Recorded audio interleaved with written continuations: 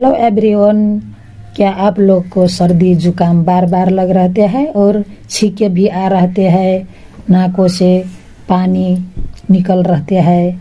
एक रामबाण नुस्खे, इससे बढ़े से लेके बूढ़ों के तक इसे यूज कर सकते हैं और ये समस्या से निजात पा सकते हैं। मैंने 1 इंच का अदरक का ये छिलका उतार कर धोकर लिया हूँ। इस अदवा के हम कद्दूकस करके इसके रस हम 1 चम्मच के बराबर निकाल लेंगे।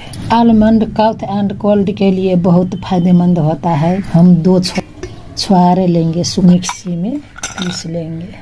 हम यहाँ पर छुहारे और आलमंड के क्रश करके लिए होंगे और इससे हम पकाने के लिए और डालेंगे। इस पर हमने यहाँ 1 चम्मच के बराबर जैगरी लिए हैं, 1 पिंच हल्दी पाउडर है और हम लेंगे यहाँ पर 1 चिमटी रॉक साल्ट। अदरक के रस लेंगे हम इसके खाना के बाद और पहले ले सकते हैं और ये दिन में 3 टाइम और 2 टाइम ले सकते हैं। दोस्तों, वीडियो अच्छे लगे तो लाइक करो और दोस्तों में शेयर करो, कमेंट करो और सब्सक्राइब करके बेल आइकन को दबा